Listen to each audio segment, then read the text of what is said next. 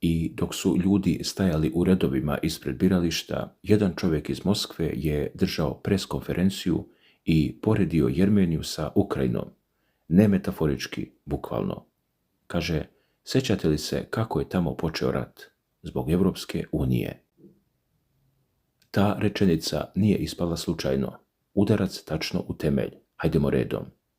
Prvo što moramo da razumemo jeste šta se tačno desilo 30. maja 2026. godine. Tog dana je ruski predsjednik Vladimir Putin održao konferenciju za novinare nakon samita Euroazijske ekonomske unije u Astani. Kako prenosi The Moscow Times, Putin je direktno rekao, ako Jermenija krene ka Evropskoj uniji, može da je zadesi sudbina Ukrajine. Citirat ćemo ga tačno. Već sam ovo pomenuo, kriza u Ukrajini je počela pokušajima Ukrajine da se pridruži EU. Nismo bili protiv toga tada. Ovo je ključno. Putin ovdje ne govori o ulasku u NATO, ne govori o vojnim bazama, govori o ekonomskoj integraciji, o trgovinskim sporazumima, o standardima, o nečemu što na prvi pogled deluje potpuno mirno. Šta to zapravo znači? Putin šalje jasnu poruku svima na postsovjetskom prostoru. Evropska unija nije ekonomski projekat. Po njemu to je ratni okidač. To je crvena linija. I ko je pređe, pogazi, plaća cenu koju Ukrajina upravo danas plaća. Hajde da se vratimo malo unazad. 9. maj 2026. Dan pobjede u Rusiji. Parade, medalje govori. I baš tog dana Putin opet priča o Jermeniji. Kaže, ako jermenski narod vidi korist u pridruživanju Evropskoj uniji, Rusija nema šta da kaže protiv toga. Zvuči kao popuštanje, zar ne? Nije. Jer odmah zatim dodaje, mi trenutno živimo sa svime što se dešava u Ukrajini. A kako je to počelo? Počelo je sa pokušajem Ukrajine da se pridruži Evropskoj uniji.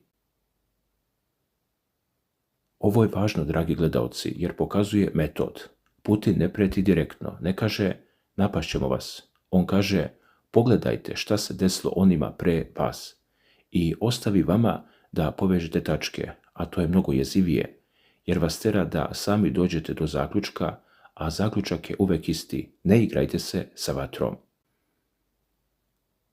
Dalje, 7. jun 2026. godine jermenski premijer Nikol Pašinjan izlazi na biralište u Jerevanu.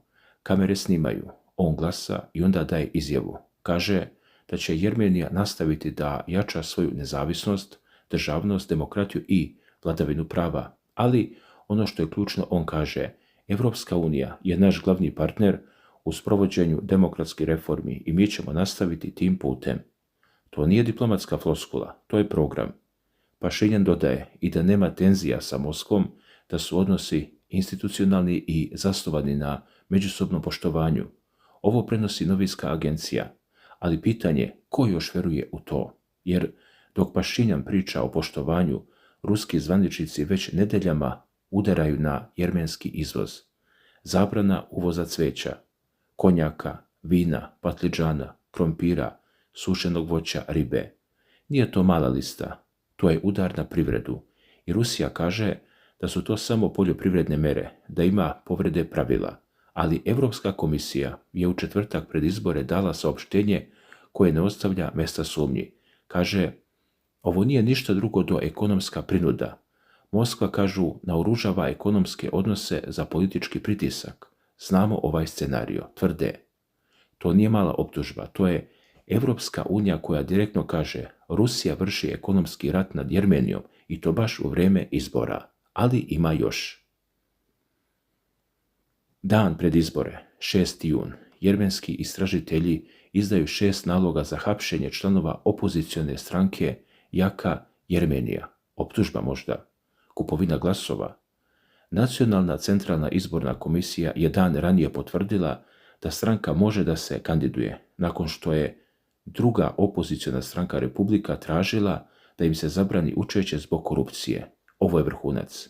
Opozicija, koja je glasno proruska, suočava se sa hapšenjima dan pred izbore.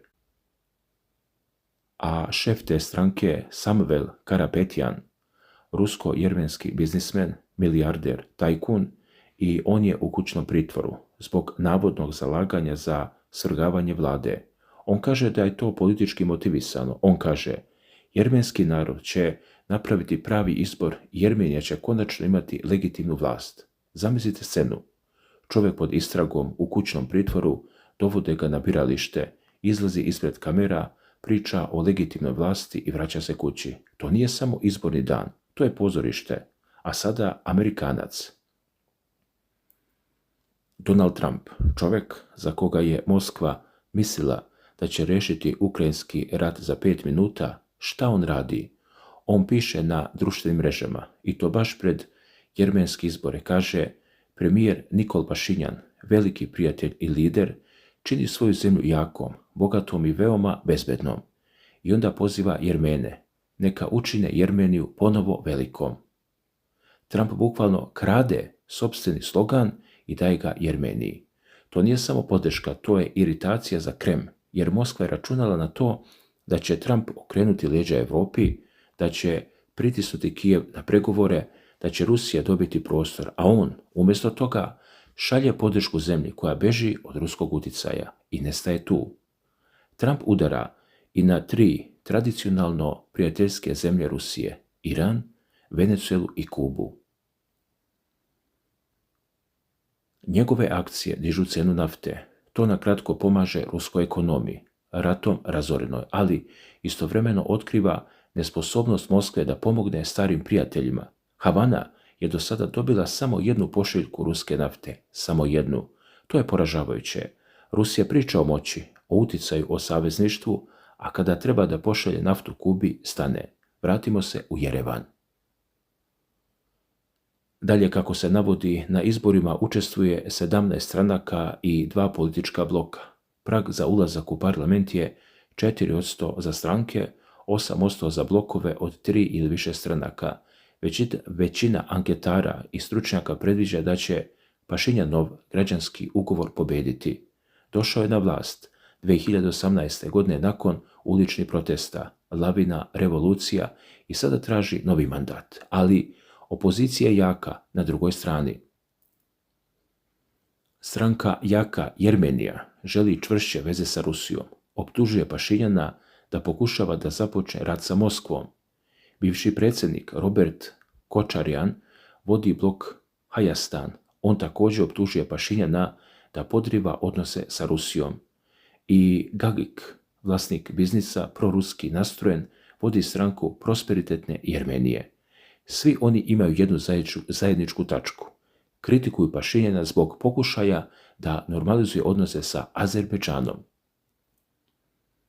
Podsjetimo se, Jermenija i Azerbejdžan su decenijama u sukobu oko Karabaha, teritorija koju su decenijama držale etničke jermenske snage, i onda 2023. Azerbejdžan pokazuje ofanzivu i preuzima ceo region. Za nekoliko dana sve se raspada. I sada Pašinjan pokušava da potpiše mir, a u avgustu 2025.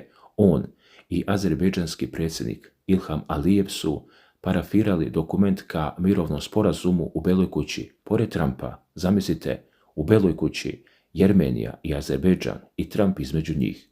To je za neke izdaja, za druge jedina šansa.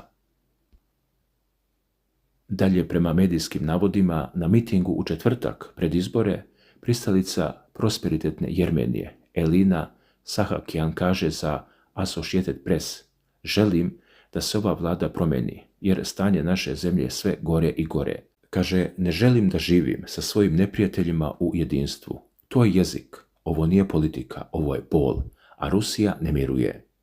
Nakon što je Jermenija bila domaćin sastanka evropskih lidera prošlog mjeseca, uključujući ukrajinskog predsjednika Volodimira Zelenskog, Moskva kaže da je to bila kap koja je prelila čašu. Od tada privremena zabrana uvoza robe, prijetnje prekidom izvoza jeftine nafte, gasa i neobrađenih dijamanata, predlog da Jermenija bude izbačena iz Evroazijske ekonomske unije i opoziv ambasadora iz Jerevana na konsultacije. I ne samo Putin.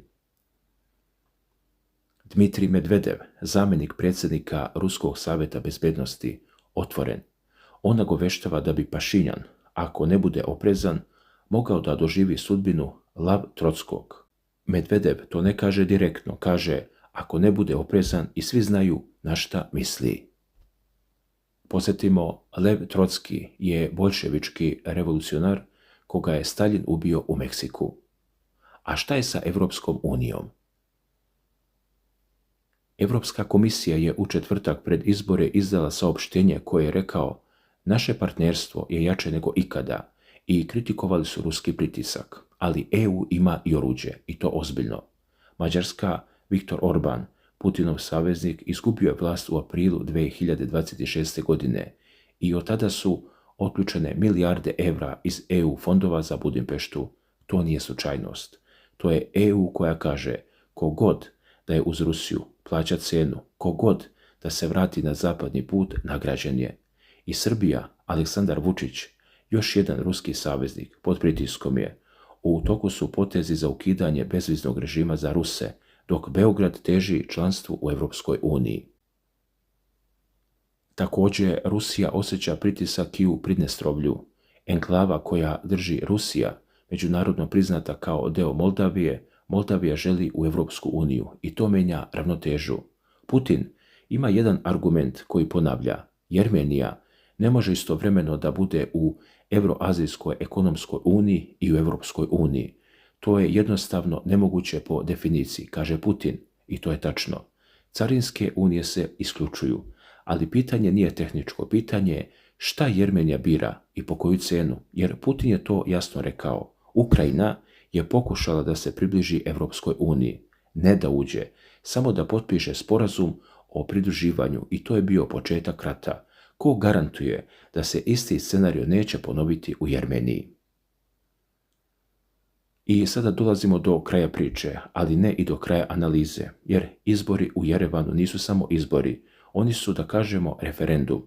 Ne o tome ko će biti premijer, nego o tome da li Jermenija okreće leđa Rusiji i da li je Moskva spremna da to prihvati. Sve što smo do sada vidjeli, prijetnje, zabrane, pritvorene opozicione lidere, Trumpove tvitove, evropska saopštenja, sve to su potezi na šahovskoj tabli i figura koja se najviše trese je sam Pašinjan. On kaže da nema tenzija sa Moskvom, ali istovremeno kaže da je EU glavni partner za reforme. On kaže da su odnosi institucionalni, ali istovremeno se kandiduje na platformi koja vodi ka zapadu. Ne može oboje i Rusija to zna i zato udara. Ne ratom, još ne. Ekonomskim merama, poljoprivrednim zabranama, medijskim prijetnjama, poređenjem sa Ukrajinom, jer rat nije jedino oružje. Ponekad je dovoljno samo malo ekonomskog bola da se izbori okrenu.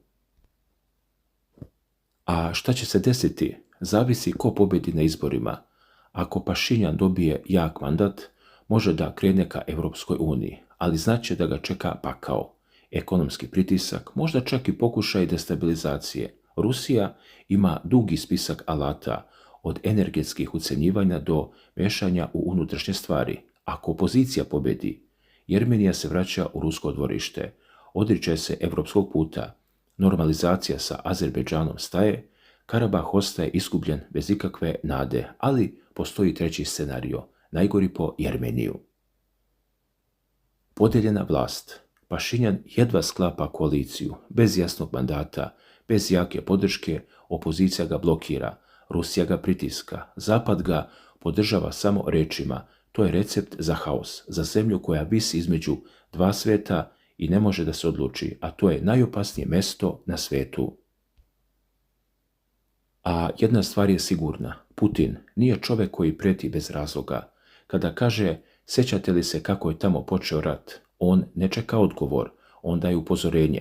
I to ne onima koji glasaju u Jerevanu, nego onima koje broje glasove.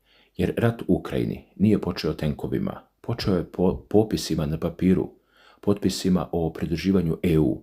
I to je poruka koju Putin šalje svakom danas. Ne igrajte se sa onim što ne razumete. A pitanje je da li Jermenija razume ili će kao Ukrajina platiti cenu koju niko ne želi da plati.